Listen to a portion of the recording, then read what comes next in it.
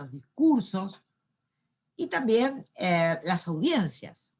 El Papa ha dado una catequesis completa en las audiencias de los miércoles. Pero no todo el magisterio pontificio tiene que ver con temas sociales. El magisterio pontificio puede hablar de liturgia, puede hablar de temas bíblicos, puede hablar de temas dogmáticos. En este caso nos vamos a ocupar del magisterio social pontificio, que a mi modo de ver es todo el magisterio del Papa Francisco. Es un magisterio social. La Iglesia, como magisterio social, tiene, como ustedes saben, las encíclicas que van de la Rerum Novarum a la última encíclica Fratelli Tutti. Hay mucha gente que insiste en decir que el Papa Francisco es una ruptura, es una novedad, hace todo nuevo. Bueno, yo los invito a no decir eso, porque somos la Iglesia Católica, y la Iglesia Católica es las Sagradas Escrituras, la tradición, el magisterio. Somos un pueblo, y un pueblo que tiene una continuidad. Somos el cuerpo místico de Cristo, y eso hace que estemos unidos por el Espíritu Santo. Entonces, seamos buenos o malos, los teólogos, los feligreses, los religiosos, los papas, todos tenemos una continuidad, porque el cuerpo místico de Cristo tiene a Cristo como cabeza y al Espíritu Santo que le da la unidad.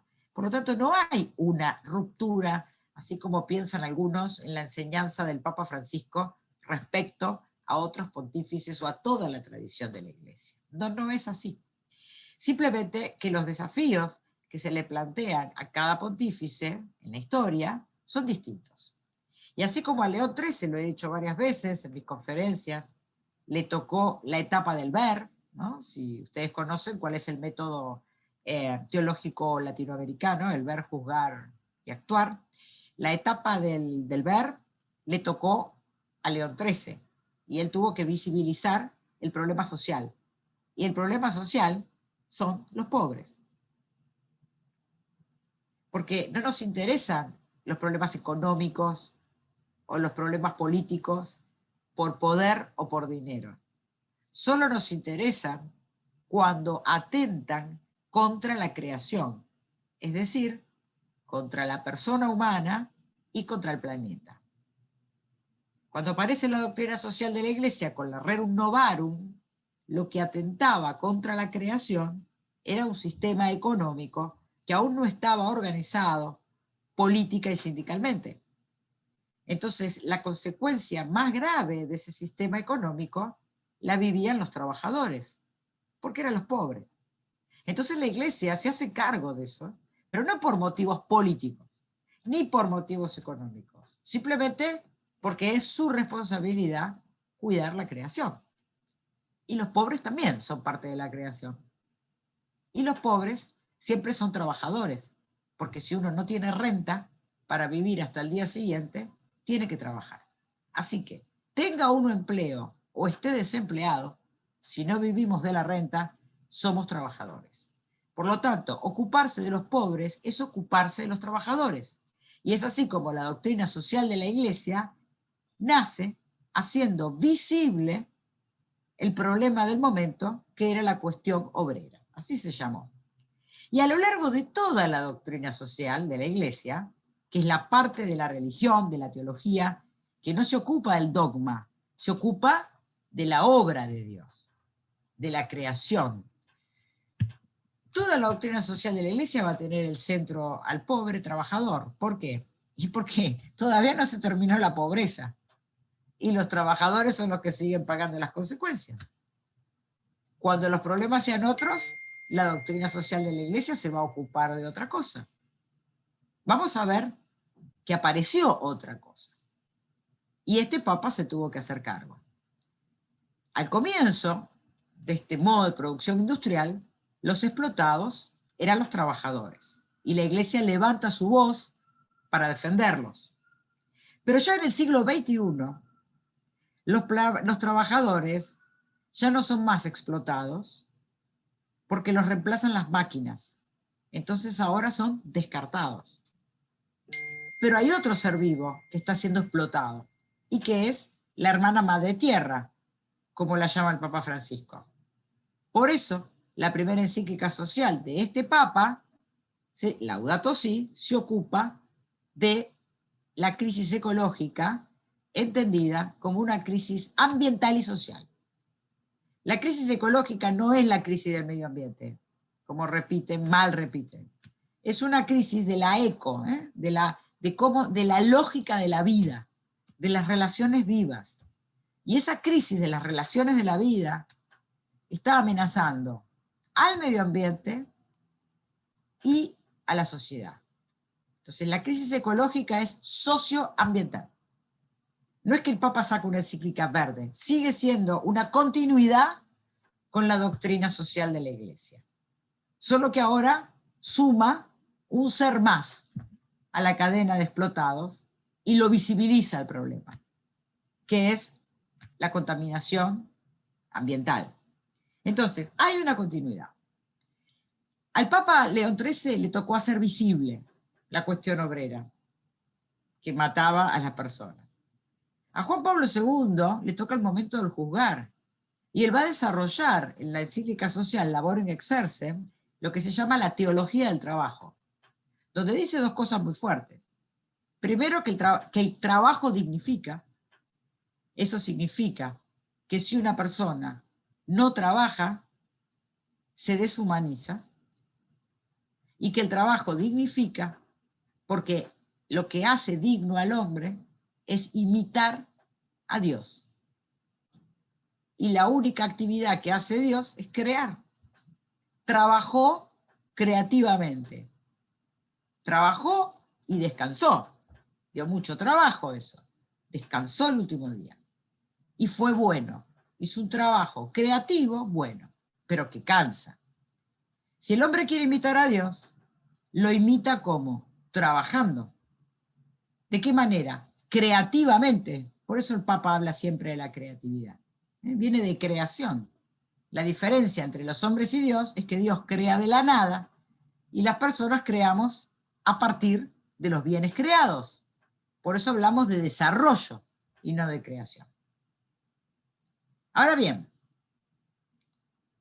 lo que dice Juan Pablo II es que cuando le impedimos a los hombres el trabajo, lo que le estamos impidiendo es imitar a su creador. Le estamos impidiendo reflejar la imagen de Dios, la imago Dei.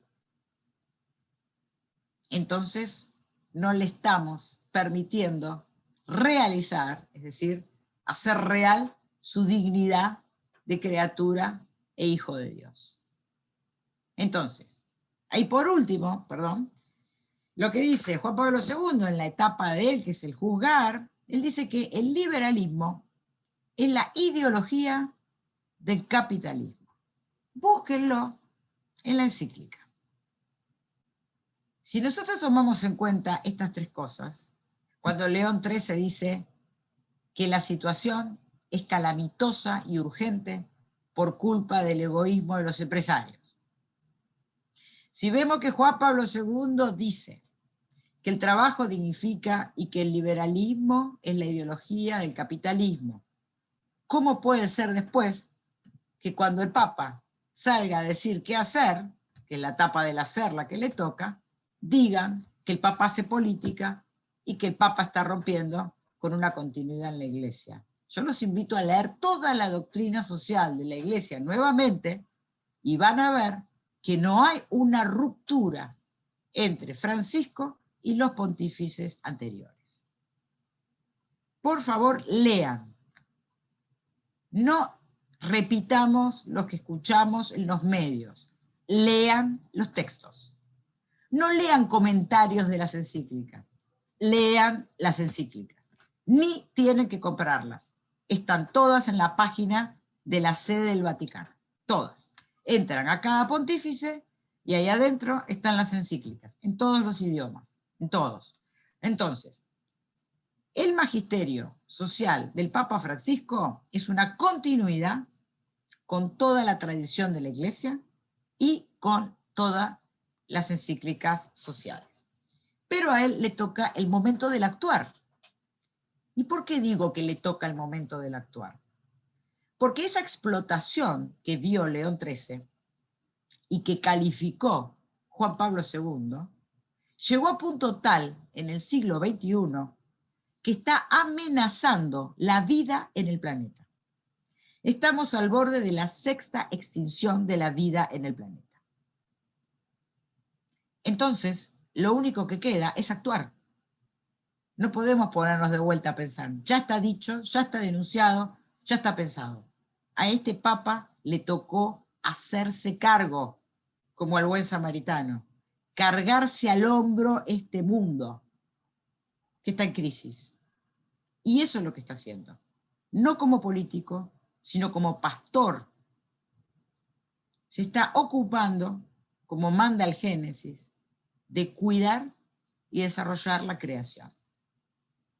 Y entonces acá uno podría ver ya una coherencia entre todos los documentos del magisterio social del Papa Francisco. Por ejemplo, Evangelii Gaudium. Evangelii Gaudium es una exhortación apostólica. Es el primer documento que saca el Papa. ¿Y qué dice ahí en Evangelii Gaudium? En Evangelii Gaudium nos está invitando a la contemplación en la acción.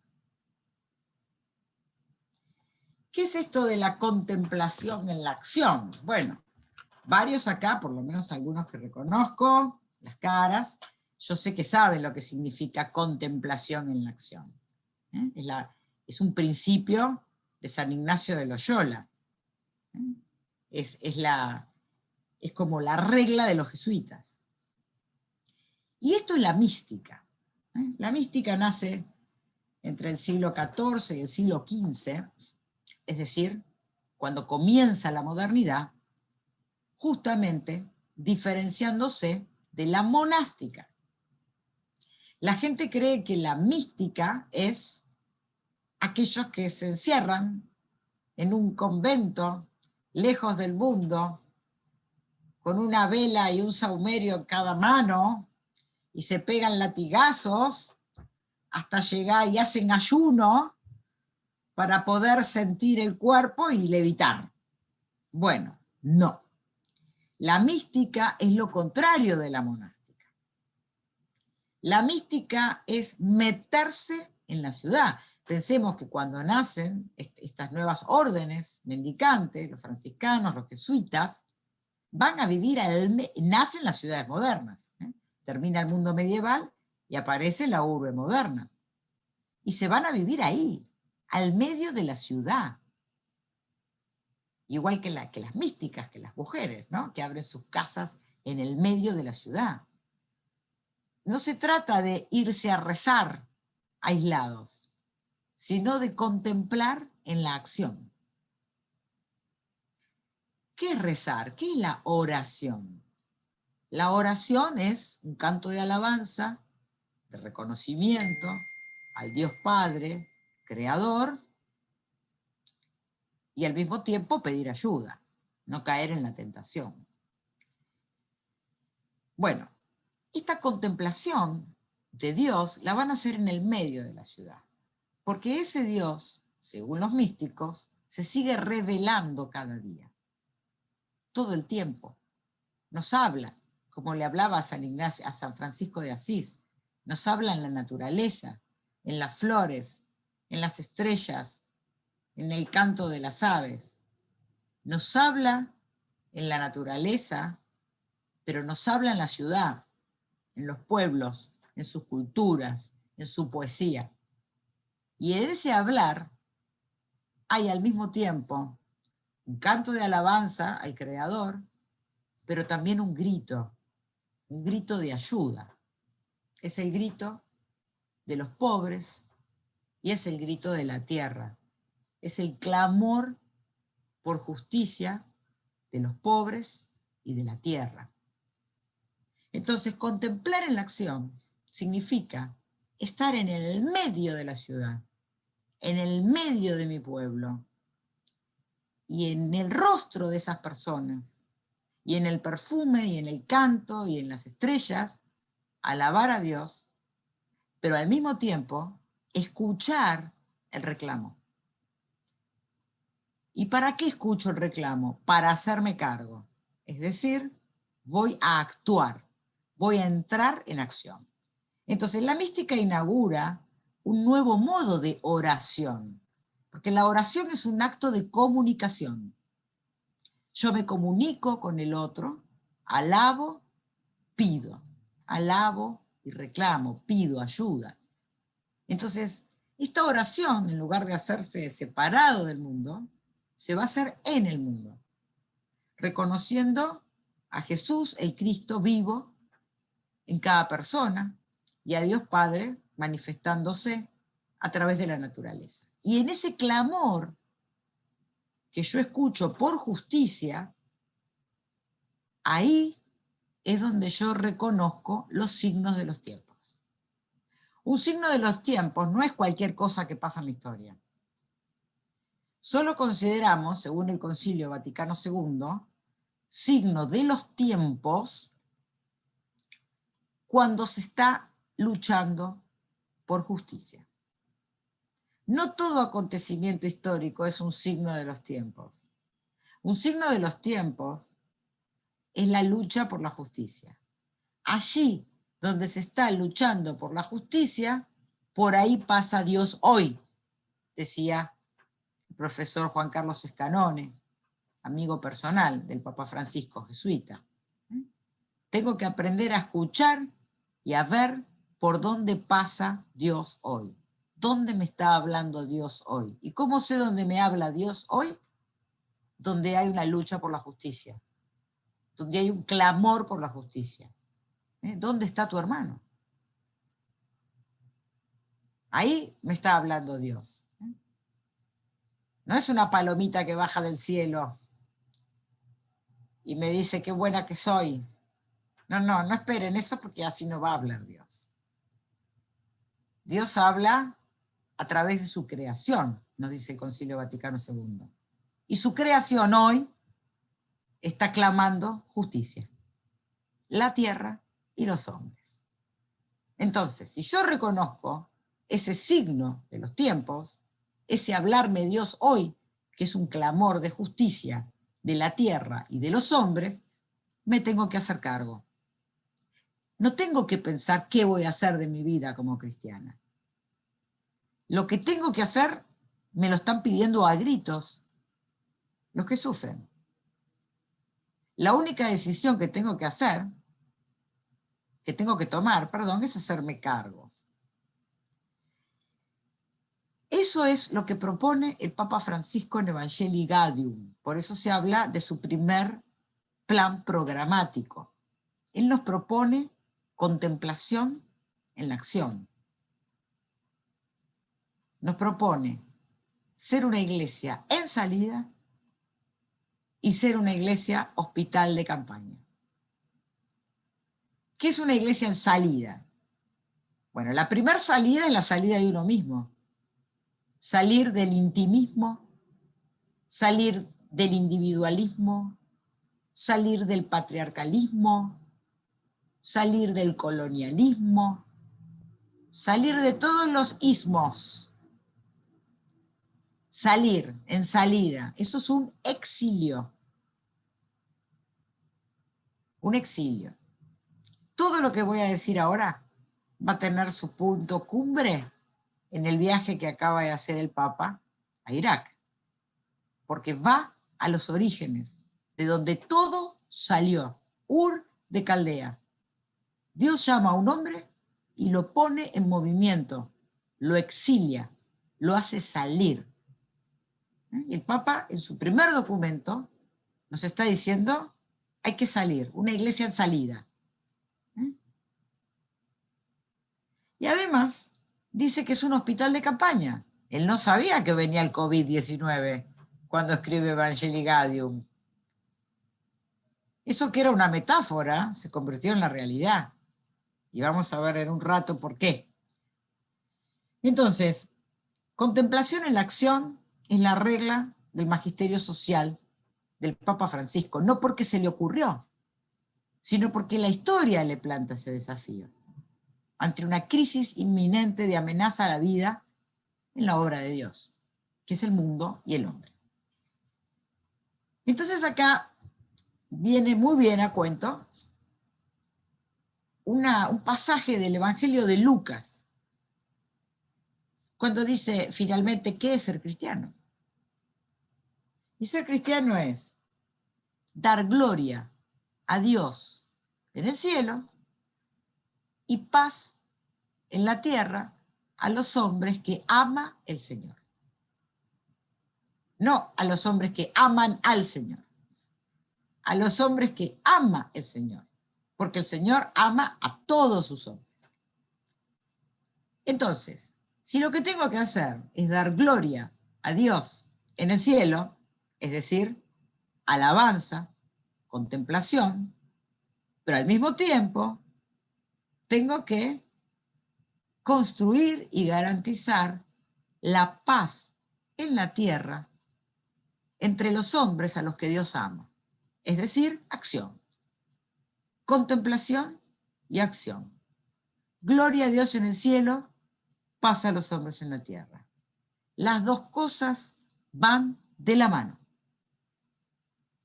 Cuando actuamos, cuando nos hacemos cargo del clamor de la justicia, cuando luchamos para garantizar la paz en la tierra a los hombres, porque el Señor los ama, no estamos haciendo ni política ni economía. No estamos buscando ni poder ni capital. Estamos cumpliendo con nuestra misión de cuidar y desarrollar la creación, agradeciendo a Dios y disfrutándola, y reconociéndolo en cada una de sus criaturas. A partir de ahí vienen las dos encíclicas sociales, Laudato Si y Fratelli Tutti. Fíjense qué interesante. Laudato Si nos habla de la contemplación. Es la contemplación. Contempla el mundo, contempla la situación en la que están las personas y la naturaleza como consecuencia de un sistema de relaciones productivas que mata porque prioriza la acumulación de la renta a la supervivencia de las personas. Entonces, la contemplación, Laudato Si se llama, alabado seas, es el momento de la contemplación. Y cuando contempla la obra de Dios, las personas y el mundo, y dice con Francisco de Asís, alabado seas, también entra en un profundo dolor, porque ve que la tierra y las personas están clamando al cielo por justicia, es decir, a todos nosotros, responsables de cuidarla. Así nos mandó el Génesis, y no lo estamos haciendo bien. Entonces, Laudato Si es el momento de la contemplación. Inmediatamente, si uno lee Laudato Si y se convence de todo lo que allí dice, ¿cuál es la primera pregunta que va a hacer? Bueno, ¿y qué hacemos? ¿Ah? ¿Qué hacer entonces? Entonces ahí viene la segunda encíclica, Fratelli Tutti. En la primera, alaba a Dios, contemplación, alabado seas. En la segunda, acción, Fratelli Tutti, le habla a los hombres. ¿Qué es lo que tenemos que hacer? Ser hermanos. Ser hermanos. En el medio hay un documento maravilloso, Querida Amazonia. Fíjense que está la alabanza a Dios, a la naturaleza, en Querida Amazonia, y a la humanidad, en Fratelli Tutti. Y esa contemplación va seguida de una propuesta de acción. Entonces, lo que les quiero señalar es que hay una coherencia, no solo del magisterio social del Papa Francisco con toda la doctrina social de la Iglesia, y con el Evangelio, y con la tradición, sino que también hay una coherencia interna entre los documentos y los viajes. Hay un plan. Se puede leer, en términos políticos diríamos, una estrategia. No es pura táctica. ¿Qué es la diferencia entre la táctica y la estrategia? ¿Cuál es? Si yo soy un general, tengo una visión completa del campo de batalla y marco una estrategia de cómo va a ser todas las batallas para conseguir una victoria final. Pero si yo soy un soldado, yo estoy en el medio de una batalla particular. Y ahí tengo que improvisar para que no me maten. Entonces, hay gente que vive tácticamente en la vida y otros que viven pensando estratégicamente. Cada uno de los documentos del Papa y de los viajes del Papa no son ensayos tácticos sobre la marcha. Que la iglesia sea un hospital de campaña no es algo que se le ocurrió con el COVID-19. Está en su primer documento. Entonces, esto también quiero que vean la coherencia entre todos sus documentos. Vamos a ver en el caso de Laudato Si. Laudato Si tiene las tres partes. Tiene la parte del ver, la parte del juzgar y la parte del actuar. ¿Qué es lo que ve o qué es lo que visibiliza el Papa Francisco en Laudato Si? Como acabo de decir, el clamor de la tierra y de los pobres, que se traduce en fin del trabajo como modo de empleo asalariado, es decir, que el desempleo del 62% de la población mundial activa al día de hoy es estructural. No tiene que ver con buenos o malos presidentes de turno. Es estructural. Hubo un salto cualitativo, el tecnológico, que hace que hayan cambiado, en parte, las condiciones de producción. Y esas personas quedaron fuera del sistema. Por eso el Papa habla de descartados. Es muy grave. Estamos peor que a fines del siglo XIX. Esta gente está fuera del trabajo. Y por otro lado, la tierra está siendo devastada por prácticas extractivistas que en algunos casos no tiene reversa, es decir, no se puede volver atrás. Entonces, esto es lo que ve Laudato Si. ¿Y cuándo juzga? Qué interesante, porque al momento de juzgar, de discernir, ¿de qué se va a agarrar el Papa Francisco? ¿A dónde va a buscar el fundamento para su crítica? A lo que él va a llamar el Evangelio de la Creación. El Evangelio de la Creación. Él va al Evangelio de la Creación. Este mundo fue creado de la nada por un Dios vivo que es persona y Padre, que nos lo dio gratuitamente para que tengamos una vida buena y en abundancia, a cambio de cuidarlo y desarrollarlo. Eso que acabo de decir justifica los 4 pilares de la doctrina social de la Iglesia. Si yo digo que el mundo fue creado de la nada por un Dios vivo que es persona y como Padre bueno nos lo regala a todos para que lo cuidemos, lo desarrollemos y lo disfrutemos, este principio de fe evangélico es el fundamento del segundo pilar de la doctrina social de la Iglesia, que dice que hay un acceso universal a los bienes comunes.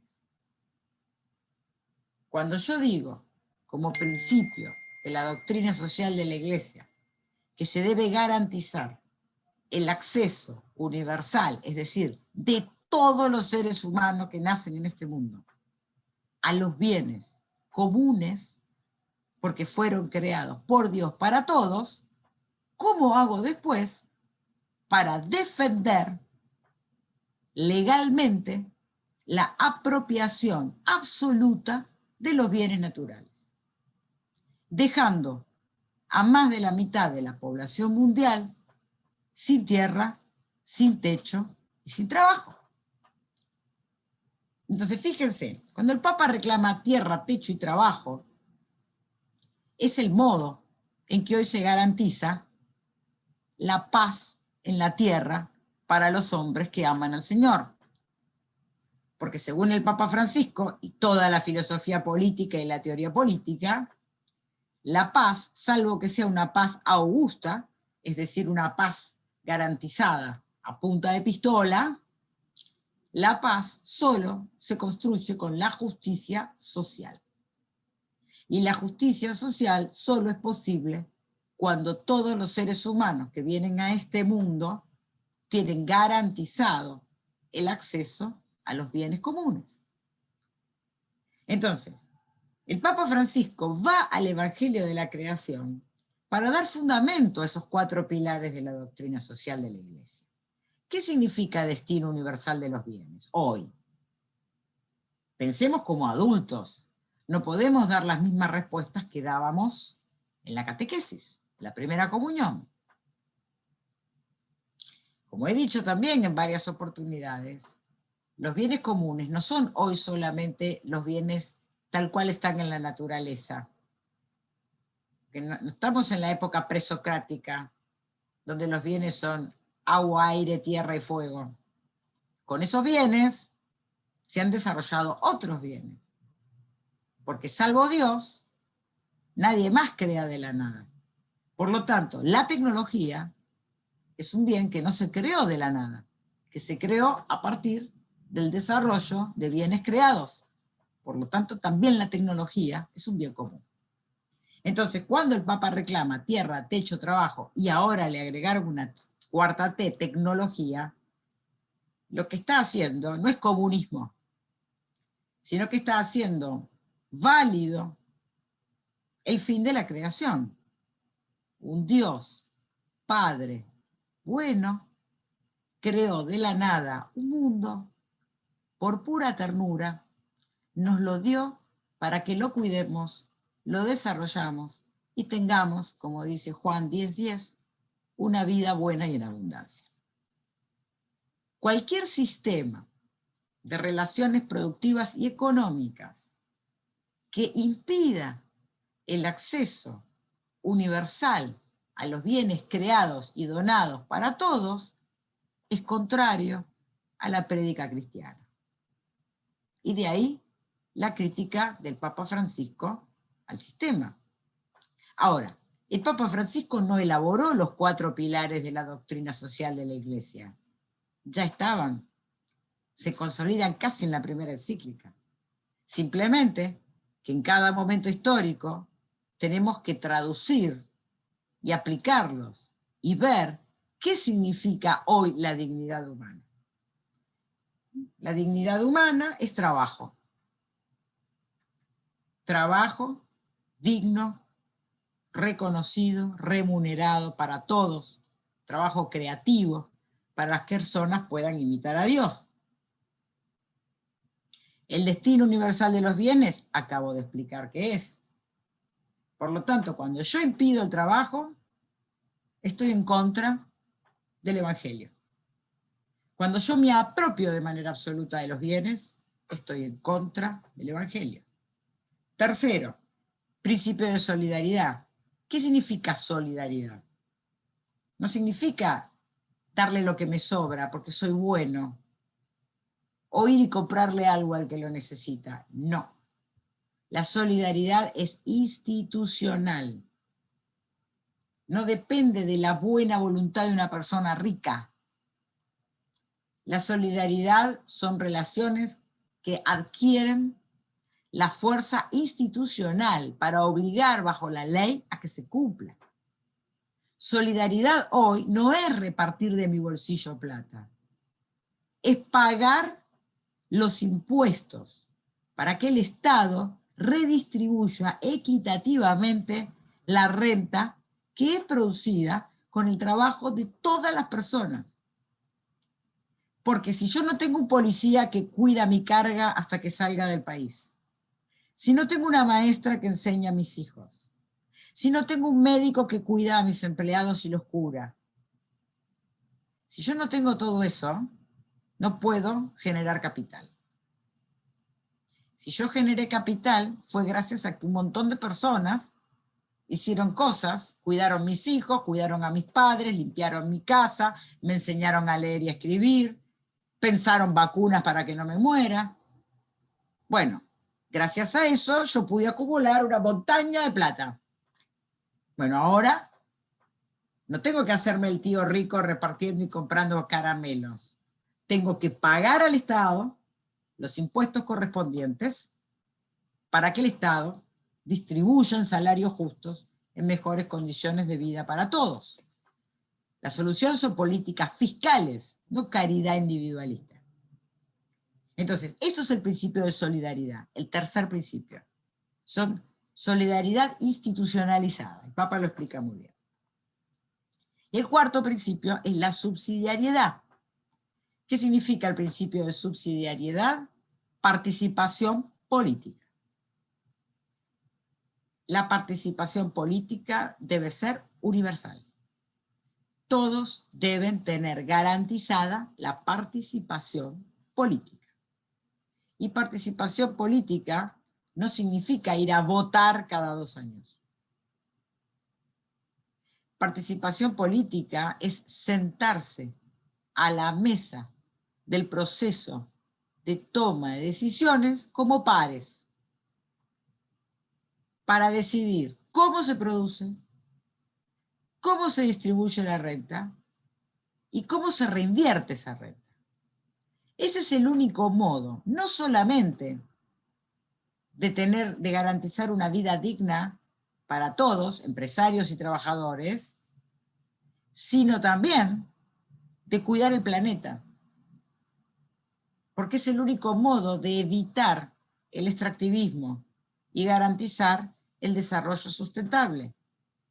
Que aquellos que toman la decisión esté compartida por todos los sectores sociales y religiosos. Trabajadores, empresarios, académicos, pastores, sindicalistas. Entonces, no se trata de decir, ay, por favor, seamos ecologistas, repartamos nosotros. No, no es un tema individual, es un rol del Estado. Todavía hay Estado. Hubo épocas de la historia donde no hubo Estado. Y yo los invito a ver al menos alguna película. No digo que lean historia medieval. Miren El nombre de la rosa si quieren. Si no quieren leer el libro que lleva más tiempo. Miren qué es un mundo cuando se cae el Estado. Porque es fácil decir quiero un Estado mínimo. Bueno, vayan a ver qué pasa cuando no hay Estado. Entonces, eso es el principio de subsidiariedad. Significa que participación en lo político y en lo económico. Él lo explica muy bien en Querida Amazonia, cuando dice tengo un sueño social, porque tiene 4 sueños. ¿Y cuál es el sueño social? Subsidiariedad. Igual les digo que el principio de subsidiariedad se traduce de otra manera. En general, van a encontrar que dice el principio de subsidiariedad es para que el pueblo controle que el Estado no se vuelva totalitarista. Bueno, si quieren, pero no es eso. Es mucho más profundo. Es que todos participen. Si todos participan, no va a haber totalitarismo, ni de izquierda, ni de derecha, porque va a haber un pueblo funcionando. Eso se llama democracia.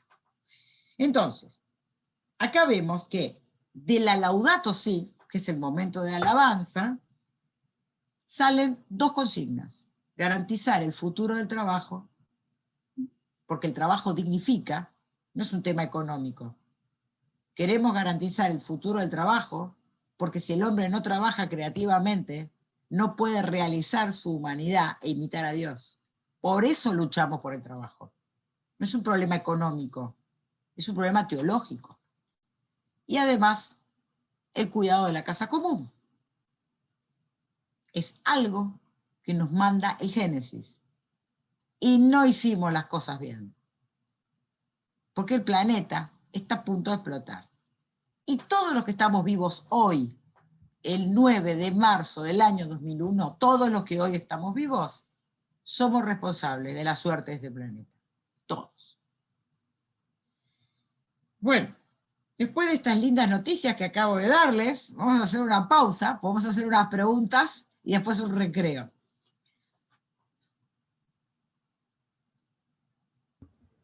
Entonces, igual, en la medida de lo posible, no te preocupes, Soledad Sáenz, no hay problema. El resto, en la medida de lo posible, si pudiéramos prender nuestras cámaras, precisamente para tener un momento más dialógico. Y si alguien, ahora sí, aproveche para realizar alguna pregunta o algún comentario, simplemente prende su micrófono y expresa su pregunta o comentario. Adelante, sin miedo.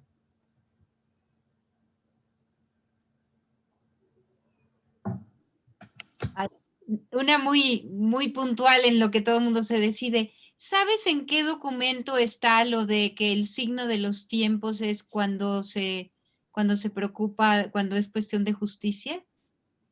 Está en el Vaticano II, en la Gaudium et Spes. Gaudium et Spes. Gracias. De nada, Lucila. Vamos, que los he presumido, las y los he presumido como un grupo muy participativo. No me hagan quedar mal, alguna duda, algún comentario. Realmente han sido pues bastante profundo lo que hemos escuchado. Yo, podríamos decir que para la promoción humana dentro de un contexto eclesial, porque es un término totalmente cristiano, podríamos complementar esa promoción o partirla desde ahí con los principios de la doctrina social. No entiendo la pregunta, porque para mí son lo mismo. A ver, ¿la puede formular de otra manera? Sí, es que la promoción humana pues son los medios que se necesitan para que el hombre se desarrolle, ¿no? Entonces podríamos decir que podrían ser los principios de la doctrina social o desde su visión, ¿qué otro aporte tendríamos para la promoción humana con estas No, 5 claves? ahora entendí, gracias, Miguel. Sí. Claro, pensé que estaba entendiendo mal. Es lo mismo. O sea, ¿qué es promover? Porque usamos palabras que no usamos, ese es el problema. ¿Quién en la vida cotidiana usa la palabra promoción? Ustedes se levantan a la mañana y dicen, voy a promover a mi hijo. No usamos esa palabra. A mí me asombra las palabras que se usan en el ámbito religioso, ¿no? Acá tenemos un cómico en Argentina, un personaje de la televisión, que se llama como si fuera Jesús de Manzanillo, si estuviéramos en México, ¿no? En lugar de Jesús de Nazaret, Jesús de Manzanillo, el pueblo de ustedes.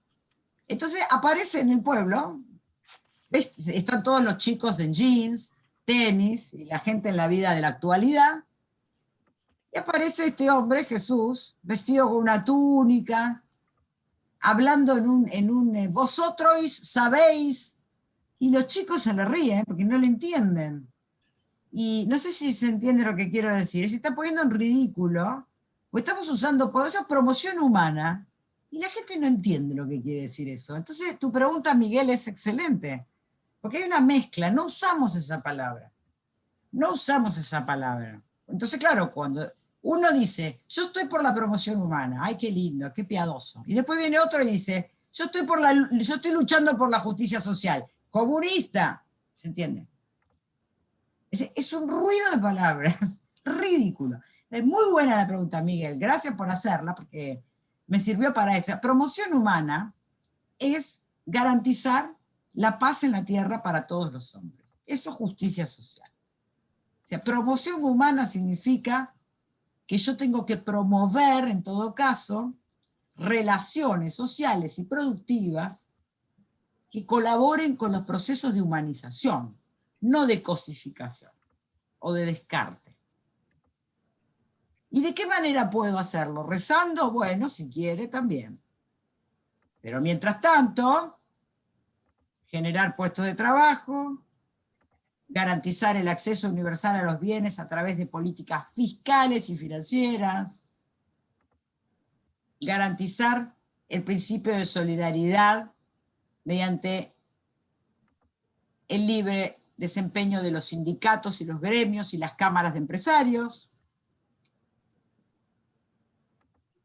y garantizar la participación real política de todos, que es en las decisiones económicas. Esa es la política real. La real participación política es poder tomar decisiones en los procesos económicos. ¿Qué se va a producir? ¿Cómo se va a producir? ¿Cómo se va a distribuir? ¿Y cómo se va a invertir? Esa es la verdadera participación política. Lo otro es, bueno, ya sabemos, todos somos latinoamericanos. O sea, la pregunta de Miguel es muy buena. Promoción humana y principio de doctrina social de la Iglesia es lo mismo, porque lo que yo quiero es garantizar paz a los hombres en la tierra. Y lo que me está diciendo la doctrina social de la Iglesia es qué es lo mínimo. La OIT tomó estos principios, son los 4 pilares de la OIT. La Organización Internacional del Trabajo, los 4 pilares salen de la doctrina social de la Iglesia. Y es esto, trabajo decente lo llaman, en lugar de dignidad humana, garantía de organización sindical, distribución de los bienes, etc. Sin eso, ¿qué sería la promoción humana? O sea, promoción humana es garantizar una vida buena para todos, simplemente. Así que muy buena, Miguel, tu pregunta, porque al principio nunca lo había pensado, cómo las palabras confunden, ¿no? Muchas gracias. ¿Alguna otra pregunta, comentario? ¿Alguien? ¿Quién dice yo? Adelante, maestra Lucila.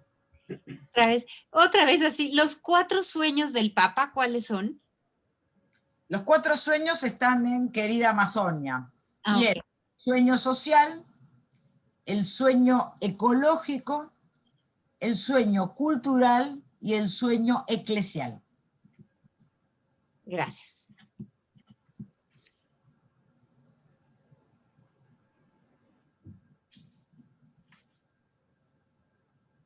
No sé si hay alguna otra pregunta, algún otro comentario. Rosario, Gerardo, Rubén. Hola, Gerardo. No sabía que estabas, no te veía. Buenas noches, Ilse. Pues aprovecho ya que me mencionaron, me gustaría un poco que nos ayudaras, especialmente a mí, ¿qué significa esto de solidaridad institucionalizada? ¿No? ¿Por qué lo llamas así? Un acento más que nos des de este tipo, digamos así, de solidaridad, que no es la solidaridad de la mal llamada así, ¿no? Caridad cristiana, como desde arriba, ¿no? Sino, ¿qué quiere decir eso de institucionalizada? Bueno, voy a poner un ejemplo para que quede más claro. Hay algo que se llama convenio colectivo de trabajo. Yo no sé si todos saben lo que es, pero el convenio colectivo de trabajo es un acuerdo de partes tripartito. Se sientan en una mesa de pares, por eso se llama paritarias, se sienta el representante de los trabajadores, es decir, el delegado sindical, se sienta el representante de los empresarios, es decir, el presidente de una cámara, y una persona en nombre del Estado, que es el Ministerio de Trabajo. En esa mesa se sientan y acuerdan, por ejemplo, un salario mínimo. Ese acuerdo pasa a tener fuerza de ley. Es decir, a partir de mañana, todos los seres humanos de Argentina, trabajen o no trabajen en blanco, estén sindicalizados o no, caen bajo esa ley. Es decir, ¿qué es una ley? Porque para entender lo que es una institución hay que entender lo que es una ley. La institución es algo que se instituye. O sea, perdón. Es algo que viene de arriba hacia abajo. Yo instituyo. Cuando las cosas van de abajo hacia arriba, se constituyen. Por eso hablamos de Constitución Nacional, porque viene del pueblo. Pero las leyes se instituyen, vienen de arriba. ¿Esto qué significa? Que un día se levantan los jueces o los legisladores inspirados y nos hacen leyes con derechos sociales para todos. No, eso no pasa. Entonces, bueno, cuando la gente tiene necesidades, en la mayoría de los casos cree que es el destino. Y me tocó así, ¿qué va a ser? Soy pobre, no tengo para comer, no hice las cosas bien. O sea, toda la responsabilidad es mía, o el destino me quiso castigar. Entonces, no va a reclamar nada. Pero si un día esta persona, en porteño, en Buenos Aires, decimos, se aviva un poco, se despabila, se despierta, y dice, ah, no, esta necesidad que tengo, por la que estoy pasando, no es natural, no es el destino. Tengo hambre porque hay un señor en este pueblo que se guardó todas las manzanas. Eso no es justo. Entonces salgo a la calle y reclamo y reclamo y reclamo que se puede guardar todas las manzanas si quiere, pero al menos me tiene que dar una para que no muera de hambre y siga trabajando en su campo. Cuando yo salgo a reclamar esto a la calle pueden pasar dos cosas. Que el Estado desconozca mi reclamo, criminalice mi protesta y la reprima con la policía, o puede pasar que el Estado reconozca mi reclamo y convierta esa necesidad en derecho mediante una ley. Entonces, lo que antes era necesidad de comer, ahora es derecho a comer. Y hay una ley que obliga a pagar impuestos para que todos coman. Eso es solidaridad institucionalizada. Es un sistema solidario, es una estructura que distribuye. No es la buena voluntad de un cristiano caritativo. Porque un día le agarró una enfermedad y se olvidó de que era cristiano, ¿y qué hacemos? ¿Se entiende, Gerardo, con el ejemplo? Totalmente, gracias, Lucila. Ay, nada más, por eso entonces es que dice el Papa que la política es la forma más alta de caridad, porque la transforma en institución. Eso es una institución, claro. Tenemos que instituir para que esas necesidades no sean necesidades, sean derechos, que es otra cosa. Ya en forma de ley. Miren, uno de los padres fundadores de los Estados Unidos, uno de los que escribe el federalista, él dice, como los hombres no son ángeles, necesitamos leyes. Famosa frase. Entonces sí, eso es las instituciones. ¿Por qué la política es la forma más alta de caridad? Bueno, es justamente eso. Porque si hay políticos corruptos, entonces no son políticos. La teología de la prosperidad, por ejemplo, no es teología. Es una religión funcional a un neofascismo capitalista, no sé cómo llamarlo, esas cosas raras que aparecen en Latinoamérica, que no tienen ni nombre. Pero esa gente es funcional a un sistema que es un desastre en Brasil. Y es un desastre por los resultados. Porque llevan miles de muertos, con economía, era la sexta economía del mundo y se fue al diablo, entonces es un desastre. Ahora, no puedo decir que eso es teología, porque la teología es un discurso sobre Dios, y eso no es un discurso sobre Dios. ¿Dónde hay un Dios que premia a algunos siendo ricos y castiga a otros siendo pobres? Ese no es el Dios cristiano. Entonces no podemos llamar a eso teología de la prosperidad. Del mismo modo, no podemos llamar político a un corrupto. No podemos decir, la política es corrupta. No. Esos son corruptos y no están haciendo política. La política es otra cosa. Es la forma más alta de caridad. Porque finamente, de manera fina, convierte en derechos las necesidades de las personas y del planeta. Entonces, no hay políticos. Por lo Quizás, menos en nuestro país. muy bien. Shirley, ¿verdad? Shirley. Bueno, sí, hay políticos, quizás no están sentados en los escaños del poder ejecutivo y del poder legislativo, y los que estén en ese lugar sean corruptos. Pero políticos hay muchos, porque la política tiene varios niveles. El que preside una cámara de empresarios está haciendo política. No siempre la política es partidaria, porque ahí hay una confusión. Justamente de eso iba a hablar en la otra mitad de la hora, pero vamos a quedarnos con esto. No todos los que están sentados en los lugares de poder del Estado son políticos. Y tristemente llegan mafiosos. Y hay muchos políticos que están en otros espacios. Porque hacer política no es solamente militar en un partido. Los movimientos sociales populares hacen política y no son partidos.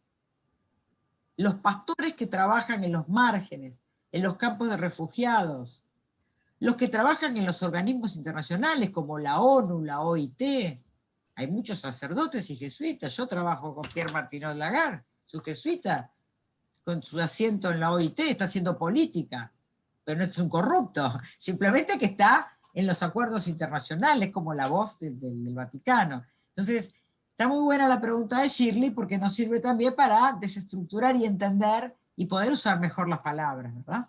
Bueno, señor jefe, ¿le parece si hacemos un recreo? Claro que sí, doctora Emilce. Entonces, son 8:05, 10 minutitos. Ahí Cinco, está, ahí está. Bueno, hasta luego. 10 minutos. Nos vemos a las 8:15. No se vayan, apaguen nada más la cámara.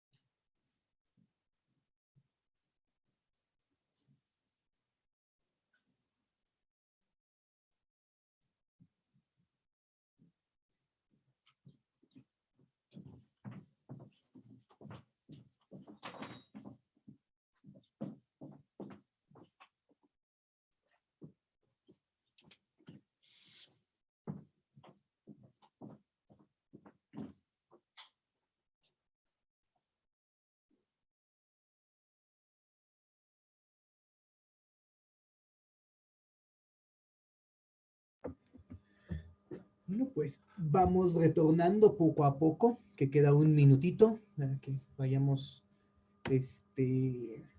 poniendo otra vez en mood, en esta dinámica, volvamos reinsertándonos, por favor.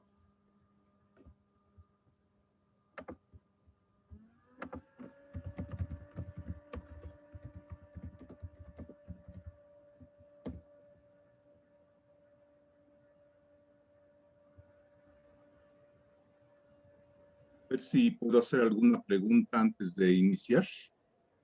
Sí, es sobre el Rubén. tema o cuestiones administrativas. No, es para la doctora. Sí, claro, entonces nada más ahorita, en cuanto, aquí, sí, en cuanto vuelva, adelante.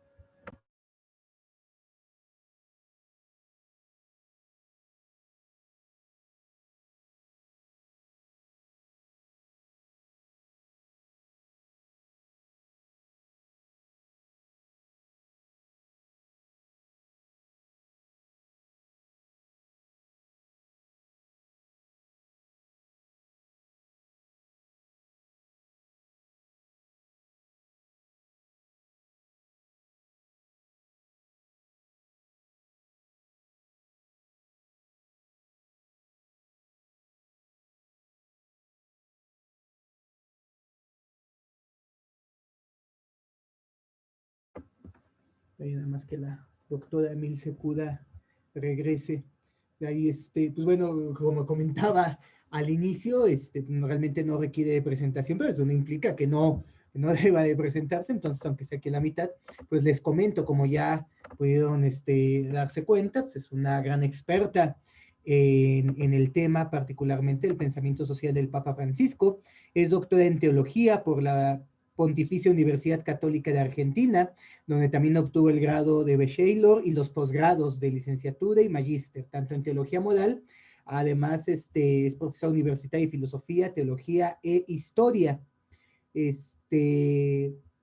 También es profesora investigadora en el área de teología política en la Universidad Católica Argentina, en la Universidad de Buenos Aires, en la Universidad Nacional Arturo Jauretche. Es profesora invitada del Boston College University, de Northwestern University y de Paul University en los Estados Unidos de Norteamérica.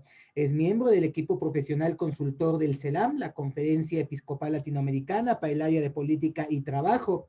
También es miembro del equipo de especialistas internacionales del programa de la OIT, El Futuro del Trabajo, y desarrolla su actividad en el CEDAS de París. Es asesora de asuntos sindicales internacionales de la FATERIC y UITEC. También es directora internacional de Tlaxo sobre teología, ética y política.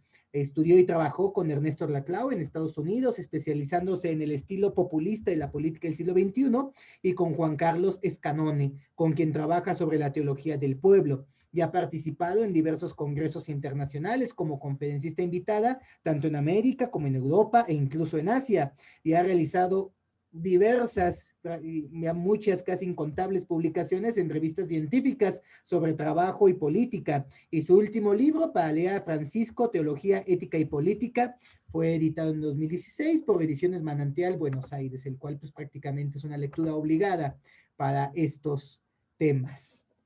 Entonces, pues nuevamente, estamos realmente privilegiados de contar con una persona como la doctora Emilce Cuda entre nosotros. Pues bueno, igual damos unos cuantos minutitos en lo que regresa, en lo que retorna.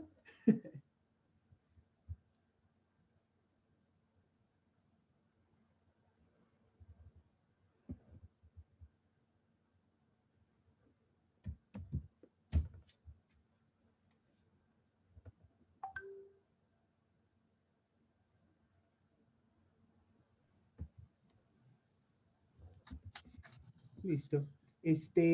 Comentaba Rubén que tiene una pregunta, no sé si gusta que la formule en este momento o en la parte final. No, ahora. Sí, adelante, Rubén. Anterior, así que mejor ahora. Gracias, doctora. Gusto en volverla a ver desde la primera visita que hizo al INDOSOC. Entonces la he seguido muy de cerca y me gusta mucho su forma de hablar.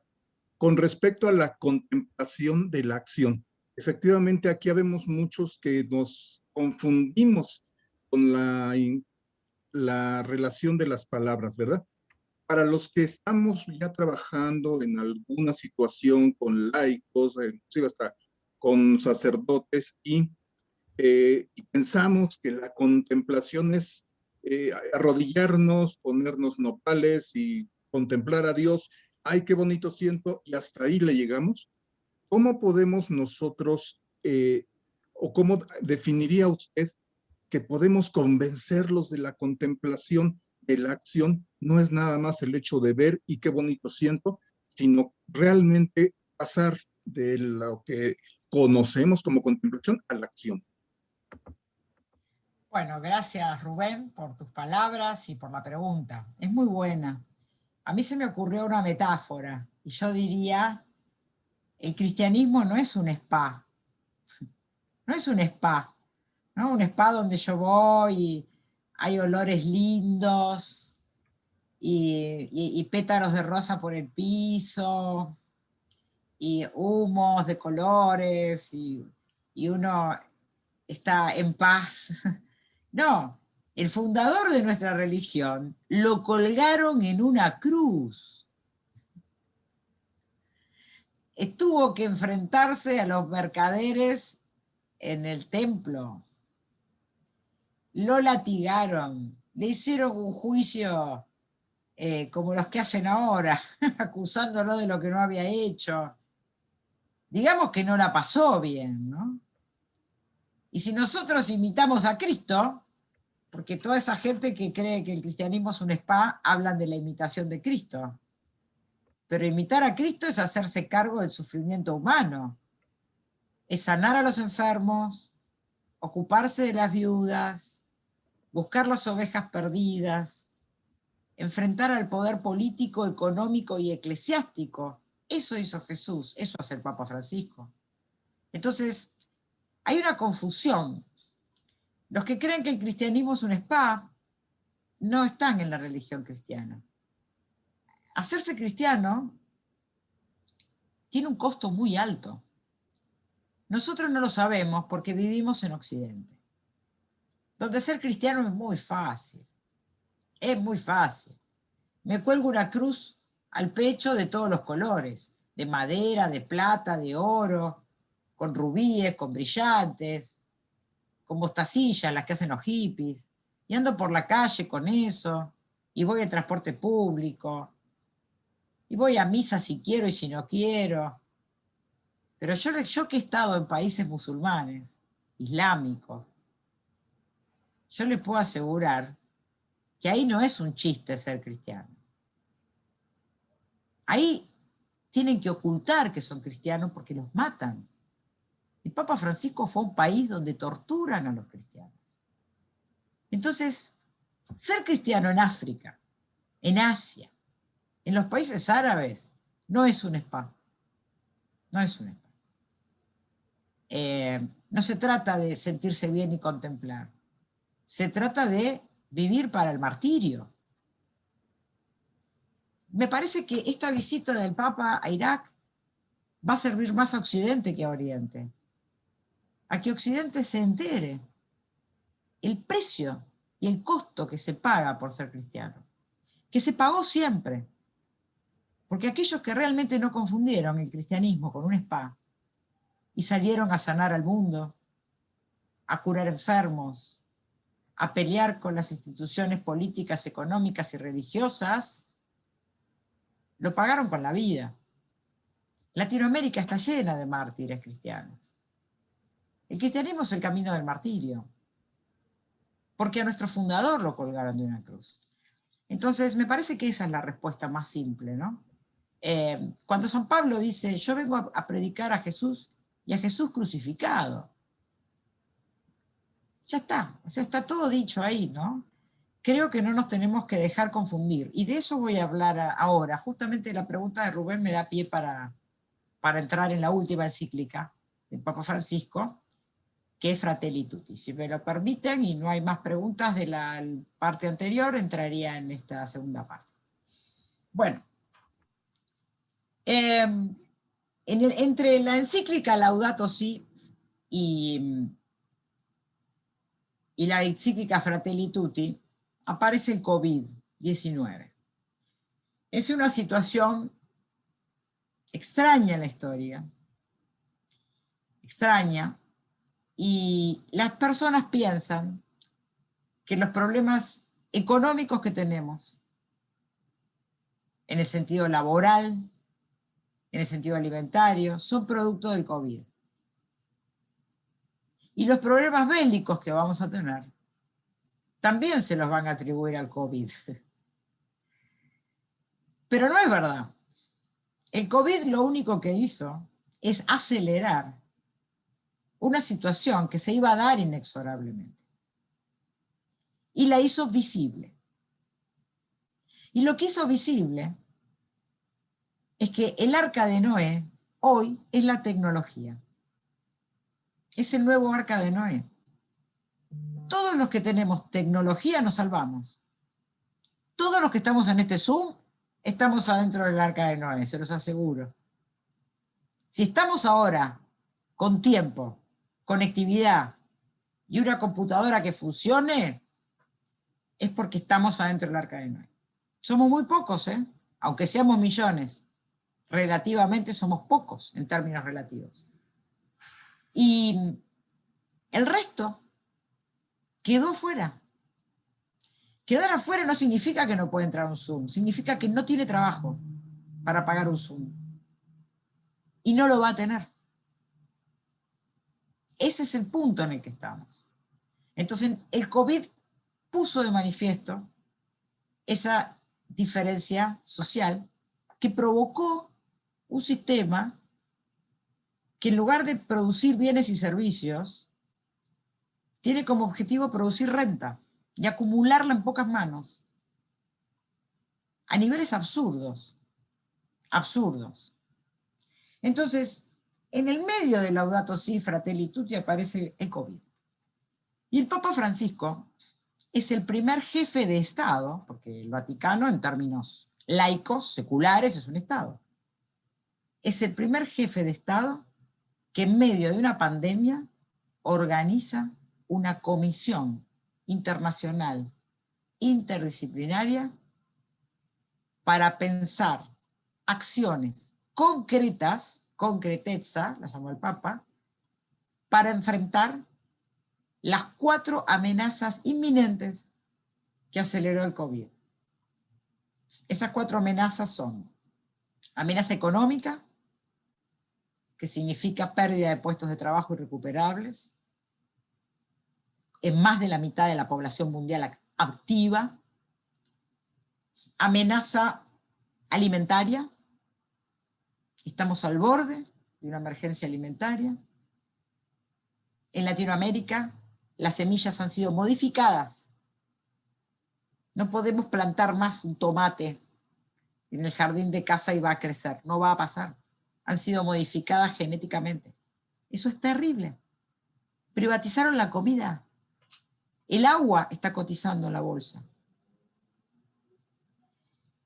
Crisis alimentaria, crisis económica, crisis de seguridad. ¿Cuál es la crisis de seguridad? Seguridad de Estado, los estados están en crisis, las mafias son más poderosas que los estados. La crisis de seguridad es la crisis cibernética. Un ataque cibernético hoy mata a la humanidad. Dependemos todos de la energía. Y crisis sanitaria. Entonces, frente a esas 4 amenazas, el Papa armó comisiones. Fue el primero. Y puso a pensar soluciones. Y la primera solución que sale tiene esta fórmula. Trabajo es cuidado, cuidado es trabajo.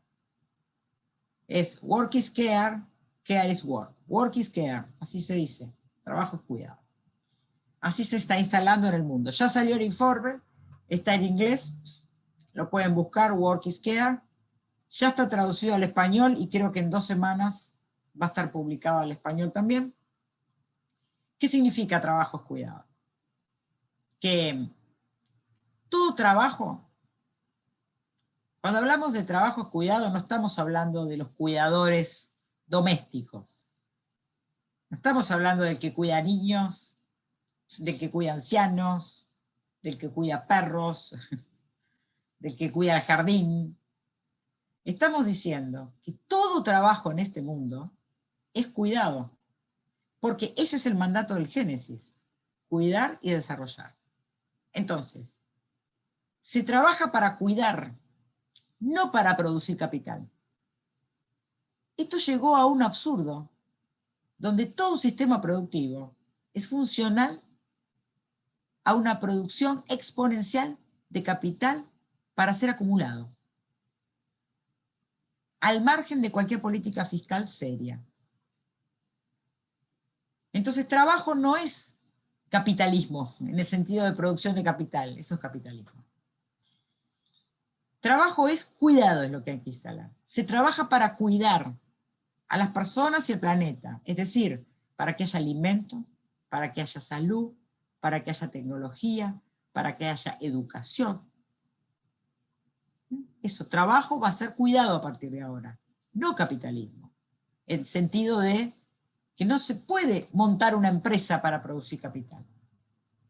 Porque al día de hoy, muchas grandes empresas, productoras de alimentos, de medicamentos, han sido liquidadas por sus dueños para meter su capital en el mercado financiero.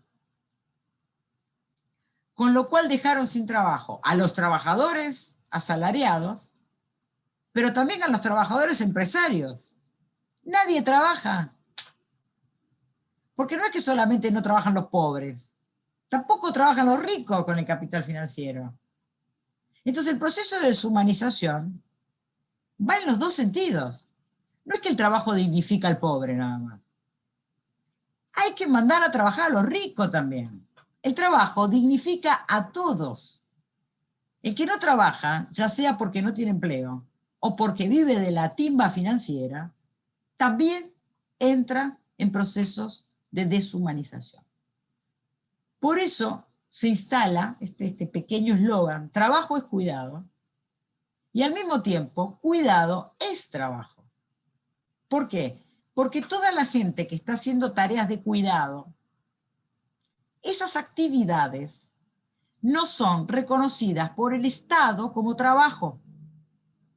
Y al no ser reconocidas por el Estado como trabajo, no tienen empleo formal y por lo tanto no gozan de los derechos sociales adquiridos con las luchas de los trabajadores organizados. Entonces, la primer brecha social y gran desigualdad hoy en el mundo no es entre ricos y pobres, es entre trabajadores. Unos cuyas actividades son reconocidas como trabajo, entonces tienen un empleo formal con derechos sociales garantizados, y otros cuyas actividades no son consideradas trabajo, son considerados cuidados esenciales. Entonces no son reconocidas como trabajo, no tienen empleo formal y no tienen ninguna garantía social. Esa es la situación hoy real del mundo. Lo demás es un cuentito de la primera comunión. No podemos ser cristianos adultos y hablar en esos términos, como cuando teníamos 7 años. Esa es la situación real. Entonces, lo que se impulsa del Vaticano es trabajo es cuidado, cuidado es trabajo. Y entonces ahí viene el último documento del Papa, que es la Fratelli Tutti. Y fíjense lo interesante de la Fratelli Tutti. Gerardo ha hecho un análisis realmente impresionante, yo nunca me voy a olvidar. Apenas salió el documento, hizo un análisis absoluto de cada uno de los puntos, cuando apenas hacía 24 horas que había salido el documento, lo cual no es nada sencillo. Y los invito a ver ese video porque realmente el análisis era muy bueno. Pero yo no voy a ir tan lejos como él, sino que lo voy a resumir en 3 puntos. Habla de sombras, habla de la mejor política y habla de Dios Padre. Esas 3 cosas son las claves del magisterio social en Fratelli Tutti. Sombras. ¿Por qué sombras? Si ustedes se acuerdan, Platón hablaba de la alegoría de la caverna de Platón. Quizás la recuerdan, ¿no? La alegoría de la caverna que decía que había un montón de prisioneros que vivían en una caverna, atados con cadenas, mirando hacia el fondo de la caverna. Y que en el fondo de la caverna se proyectaban las sombras de los hombres que estaban afuera de la caverna. Pero como ellos nunca habían salido de la caverna, porque estaban atados mirando hacia la pared, creían que esas sombras que le proyectaban en la pared eran la realidad. Y si alguno lograba salir de la caverna y ver que eso eran sombras y que la realidad estaba afuera, y volvía a la caverna y le decía a esos hombres que eso que estaban viendo eran sombras, lo mataban. Ahí tenemos a nuestros mártires. Y el Papa dice, en este capítulo que se llama Sombras, que el mundo, a través de los medios de comunicación, nos está vendiendo humo, nos está proyectando sombras que no son la realidad. Por ejemplo, dice, nos venden la inseguridad para que después vengan las falsas místicas comunitarias a vendernos la seguridad. Es decir, primero, para producir renta, arman el crimen organizado, que son las mafias. No podemos salir de casa como pasa en El Salvador, como pasa en Honduras, como pasa en Nicaragua, en muchos países de Latinoamérica. El crimen organizado nos hace encerrar, aislar, y después nos venden la seguridad. Tenemos que pagarle para que no nos maten. Entonces nos vamos a barrios privados, pagamos seguridad privada. Fíjense, nos crean un mundo de sombras para aislarnos, para atemorizarnos, dice el Papa, y para pagarles a ellos un tributo para poder vivir, si es que a eso podemos llamar vida. Entonces, en la etapa del ver nos dice, ojo, que en esta guerra tenemos tomada el alma, porque la victoria real y definitiva es cuando nos compran la voluntad. Eso se llama en la guerra el aniquilamiento moral. La victoria final es cuando yo logré que el otro quiera lo que yo quiero. Es decir, doblegué su voluntad. Lo aniquilé moralmente. Y eso es lo que ha hecho el enemigo, dice Bergoglio, el diablo, con toda la humanidad. Nos tomó el alma. No solamente nos tomó el trabajo, nos tomó las propiedades, nos tomó los bienes comunes, más que eso. Nos tomó el alma y nos tiene encerrados y atemorizados, enfrentados unos contra otros. ¿Cómo lo vamos a vencer? ¿Cómo lo vamos a vencer? Vamos al fundamento bíblico, Evangelio de la creación otra vez. Vamos a los orígenes. ¿De dónde venimos? Todos somos hijos de un mismo padre. Por eso está en Irak. Al ser hijos de un mismo padre, somos hermanos en la carne. O sea, la fraternidad de la familia humana no es metafórica. Yo no tengo la misma carne que un mono.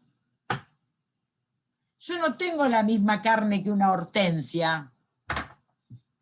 Yo tengo la misma carne que ustedes. Tengo 2 ojitos, tengo una nariz, tengo una boca. hablamos. Entonces, ustedes y yo somos hermanos en la carne, no es una metáfora. O nos unimos o nos hundimos, dice. Pero fíjense, él va a buscar el fundamento evangélico. Todos somos hermanos porque somos de la misma carne, porque fuimos creados por el mismo Dios. Tenemos que unirnos porque hay un enemigo de Dios y de su criatura que nos tiene tomada el alma, que nos vende sombras, que son mentiras, porque el príncipe de este mundo es el príncipe de la mentira. Y el Dios en el que creemos es el Dios de la verdad. No creamos en las sombras que nos proyectan. ¿Y cómo salimos de esto? Primero, reconociendo que somos hermanos en la carne. Así dice Fratelli Tutti. Y segundo, a través de la mejor política, como mencionó hace un rato Lucila. ¿Y cuál es la mejor política? Porque hay muchas formas políticas, muchas. Hay políticas absolutas, de monarcas o dictadores absolutos, son formas políticas. Hay políticas partidarias, entre partidos de derecha y partidos de izquierda. Esto es importante entenderlo. ¿Qué es un partido? Un partido es lo que representa a una parte de la sociedad. Por eso se llama partido. ¿Y a qué parte de la sociedad? A la parte de la sociedad que tiene una parte de la torta. Entonces ahí tenemos partidos liberales y partidos socialistas, partidos de derecha y partidos de izquierda. Pero en ambos casos, sus representantes representan a personas que tienen bienes e intereses. Ahora resulta que más de la mitad de la población mundial no tiene ninguna parte de la torta. Por lo tanto, no tiene una parte del Estado. No hay partido, no tiene partido. Porque los partidos que están no representan a quienes están fuera de toda parte. Entonces esta gente se empezó a organizar como una comunidad. Primero, para reclamar comida, y en el mejor de los casos, pocos, para reclamar derechos. Cuando una comunidad se organiza para reclamar comida, es una organización económica. Como lo llaman ahora, economía social y solidaria. Pero cuando esa comunidad se organiza, no por comida, que es el piso más bajo de los derechos, sino para participar políticamente y conseguir institucionalizar sus necesidades como derechos, ahí hablamos de comunidades organizadas políticamente. Esos son los movimientos populares. Un movimiento popular no es una horda primitiva que va a venir a robarme todo, que no sabe leer, que no sabe escribir, que no fue a la universidad, no. Un movimiento popular es una comunidad organizada políticamente para pedir por derechos, porque ha quedado fuera del sistema. Y ahí tenemos analfabetos e ilustrados, trabajadores y académicos, universitarios, ricos y pobres, porque hay ricos que se han empobrecido en este sistema y han perdido todo en manos de grandes corporaciones. Entonces, fíjense que es distinta la posición de izquierda, donde hablamos de una clase social o clase trabajadora. Porque cuando hablamos de los márgenes, hablamos de muchas situaciones marginales, que no son solamente las de que no tienen trabajo, también las de los migrantes por exilio político, la gente perseguida por religión o por cuestiones étnicas, donde no necesariamente son pobres. Entonces, Si esa gente que quedó fuera del sistema se organiza a través de movimientos, eso es un movimiento popular, ahí aparece otra forma política que no es partidaria. Entonces el Papa cree que la mejor política hoy es la que viene, como dice él, del subsuelo del planeta, así lo llama, el Fratelli Tutti. ¿Y cuál es el subsuelo del planeta? Todos aquellos que han quedado fuera de los beneficios que otorga el actual sistema. Entonces, a mi modo de ver, así como Laudato Si era un dar gloria a Dios y denunciar en la situación en que estaba su criatura, la naturaleza y el hombre, Fratelli Tutti es dar paz a los hombres a los que ama el Señor. Un Dios Padre ama. Y es el denominador común entre las tres religiones monoteístas. Y el punto de partida para una nueva política, para una mejor política, es una comunidad organizada por derechos o luchando por la justicia. A eso se llama movimientos populares. Entonces, con esta exposición, yo quise dar un panorama general de todos los documentos del Papa, para que vean que hay una coherencia, hay un programa, hay una línea, que no es política lo que está haciendo cristianismo, diría. Está trabajando para que reine la justicia. Eso es el reino de los cielos. Ya, pero todavía no. Comienza acá y sigue en otra vida. Pero ser cristiano es ocuparse de dar gloria a Dios en el cielo y garantizar la paz en la tierra a los hombres a los que el Señor ama. Bueno, y ahora les paso la palabra para hacer una nueva ronda de intercambios y les pido que participen todos porque seguramente todos tienen temas para discutir también, ¿eh? Esto yo no tengo la verdad absoluta, no soy la sabiduría encarnada y todo lo que digo es una interpretación personal a partir de mis estudios, de mis libros, de mi trabajo, pero puede estar equivocada, así que me gustaría también cuestionamientos que me pueden ayudar a mí a quizás hacer otra interpretación o mejorar lo que hago. Gracias.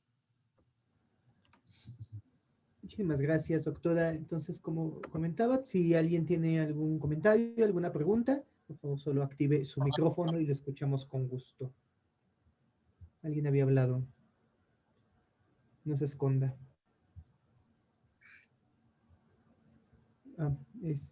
Rosario. Sí. Hola, Emilce, gusto en saludarte, también de Indosoc. Emilce, cuando tú hablas de la política y hablas de la política partidaria o partidista y nos explicas que partido es lo que representa una parte de la sociedad, hoy vemos que los partidos no representan a muchos y a muchas que nos decimos parte de una sociedad. Aquí en México, bueno, pues tenemos ahorita ese dilema, ¿no? Los funcionarios pagados con nuestros impuestos no nos representan en lo más mínimo a todo un sector de la sociedad. No dudo que hay gente que se sienta representada. No sé si auténticamente. Desde ese momento estamos pasando a ser esta parte que tú dices, que al no tener representación, pues hemos de buscar otros cauces, ¿no? Para hacer que nuestras demandas o que lo que sentimos que no está satisfecho en nuestra organización social llamada Estado, podamos lograrlo. Pero yo siento que en México todavía el decirnos activistas es fuerte, ¿sí? Es, bueno, pues ¿cómo es que estás de activista o cómo estás en un movimiento social? Yo pienso que tú sí puedes apoyar un movimiento, pero no que tú seas parte del movimiento. ¿Cómo desarticular desde, pues sí, estos cristianos acomodados en el occidente, esta importancia que tiene la participación política, la participación ciudadana, desde lo que somos, cristianas, cristianos. ¿Cómo la ves? Tenemos la obligación de participar en política. Los que no pueden participar en política partidaria o de movimientos dentro de la iglesia son los sacerdotes, nada más. Los laicos no solo podemos, tenemos la obligación de hacerlo. Tenemos la obligación, o sea, eso es imposible de negar. Y hagámoslo, porque el 80% de las personas que viven en Latinoamérica son creyentes,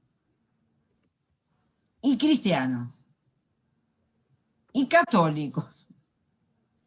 Entonces, el 80% de los políticos son cristianos católicos. Eso dice.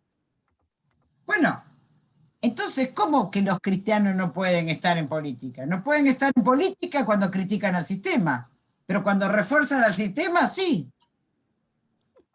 No sé si se entiende. Hay trampas en el lenguaje. Hay trampas en el lenguaje.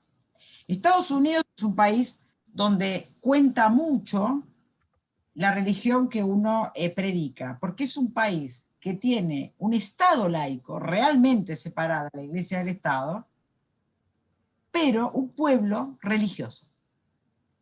Latinoamérica es al revés. Tiene un Estado que no siempre está separado de la Iglesia, pero el liberalismo hizo un pueblo que tiene que esconder su credo. Entonces, hoy, en Estados Unidos, la nota más importante en las últimas elecciones fue la cantidad de cristianos católicos y católicos que había en el gobierno de Biden. Hoy son mayoría en las cámaras y en la justicia. ¿Qué otro país habla de eso? Todos habrán escuchado ese dato en Estados Unidos. ¿En qué otro país del mundo cuentan cuántos católicos hay en el Estado? ¿Por qué? Porque le metieron a la gente en la cabeza que la religión y la política no se mezclan. Y así estamos. Entonces, los laicos, no solo que podemos, tenemos la obligación, porque la política es el único lugar moralmente legítimo para trabajar por la justicia.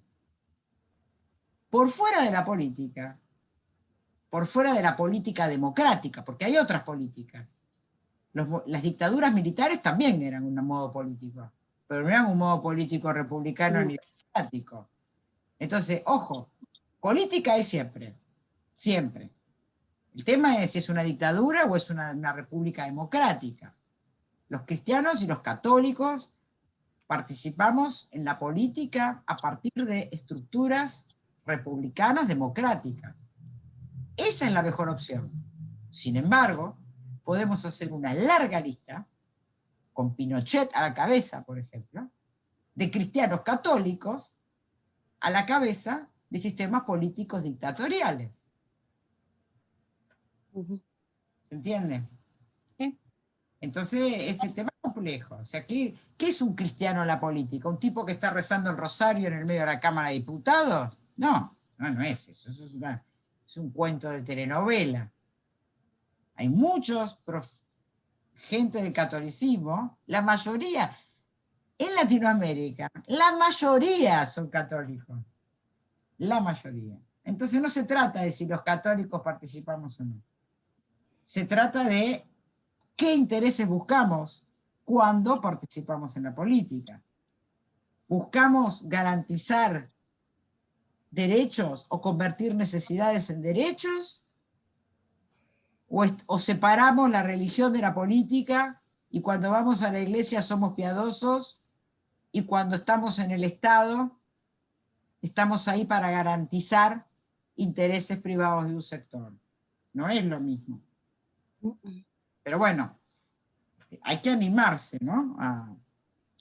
Porque, claro, cuando un católico critica el sistema a favor de la injusticia está haciendo política.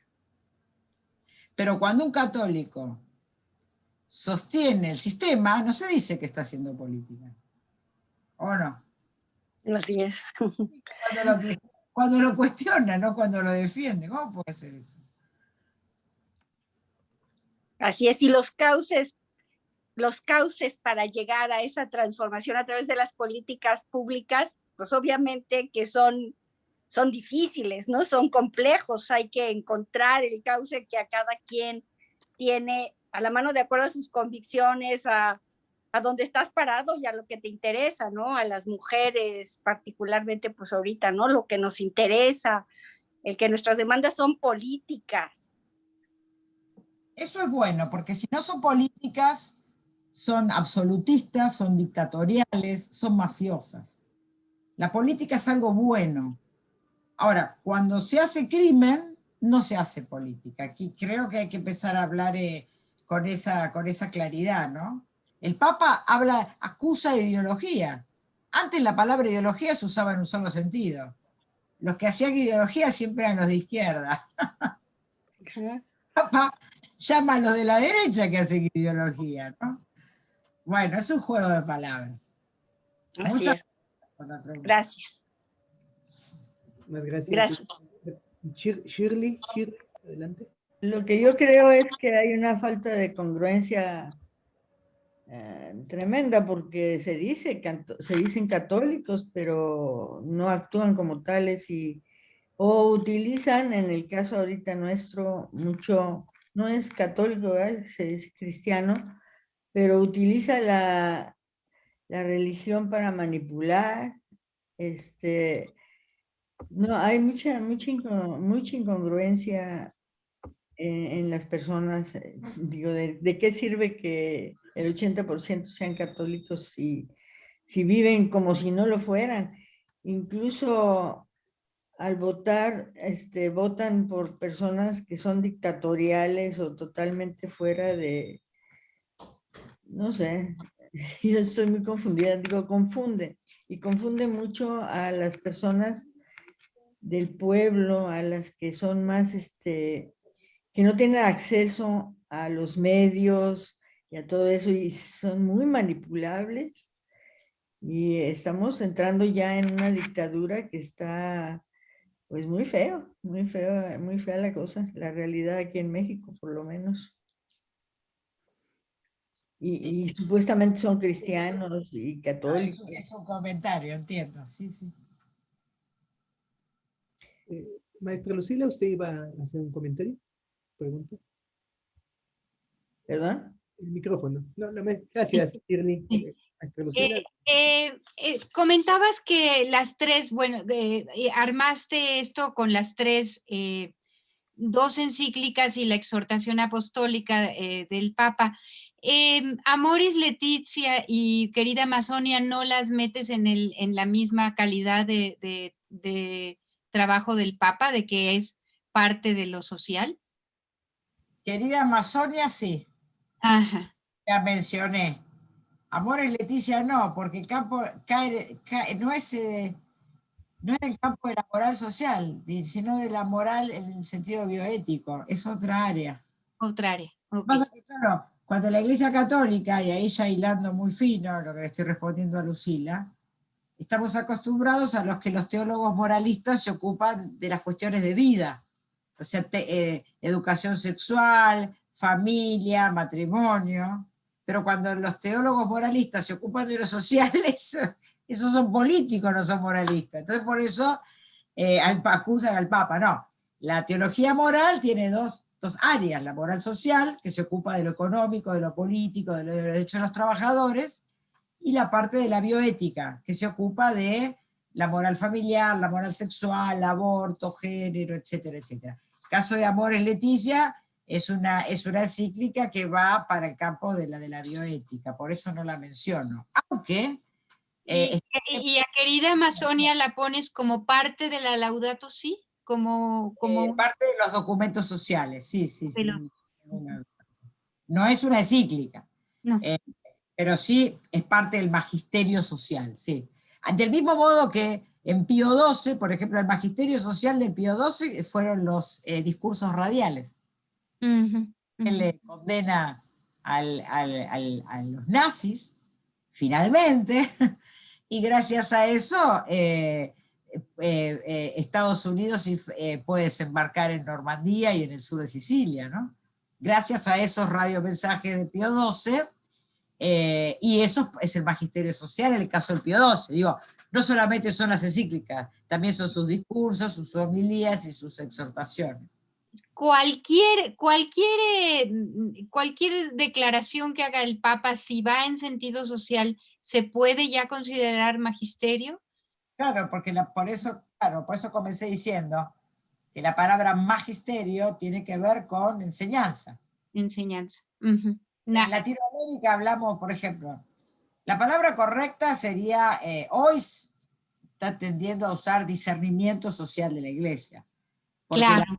la enseñanza, doctrina, magisterio, y hoy en el siglo XXI ya eso suena autoritario, ¿no? Porque, justamente en el campo de lo social, porque en el campo del dogma estamos hablando de un dato revelado. Entonces, no hay una intervención nuestra, si bien la hay, pero bueno, Dios se nos revela como uno y trino, de una vez y para siempre. Pero en el campo de lo social, es la interpretación de los hombres en cada coyuntura histórica.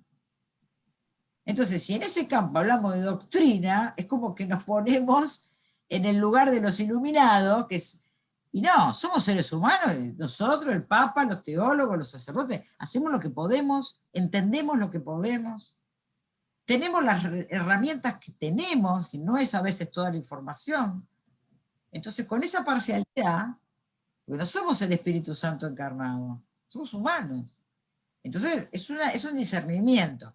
Bueno, pero técnicamente se llama magisterio. La iglesia lo llamaba magisterio. Hoy se está suavizando, enseñanza, aportes, y todo lo que tiene que ver con lo social. Después hay otras enseñanzas que tienen que ver con la liturgia, con el dogma, con las escrituras, pero eso no entra en el campo de lo social. Lo social tiene que ver con lo político y lo económico. Y en eso puede haber un magisterio social pontificio, podemos hablar de un magisterio social episcopal.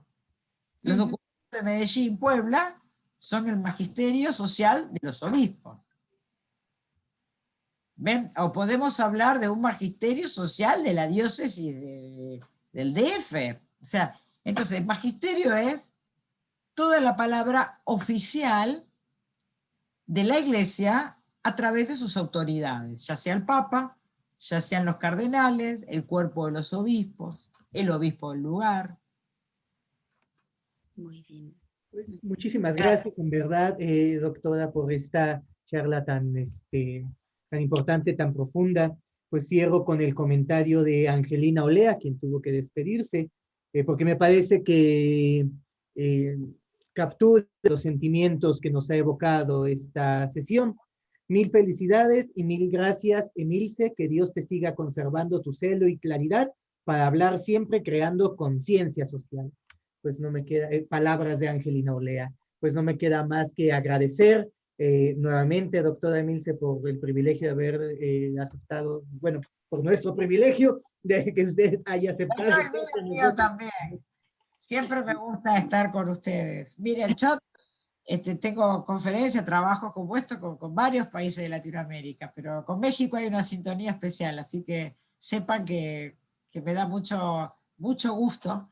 A pesar de que son las 12 de la noche acá, lo hago con mucho gusto. Igual, Buenos Aires es famosa por ser la ciudad que nunca duerme. Así que acá todo lo hacemos muy tarde. Así que está muy bien haber hecho esta velada con ustedes. Muchas gracias. Muchas gracias. Abrazo. Muchas gracias.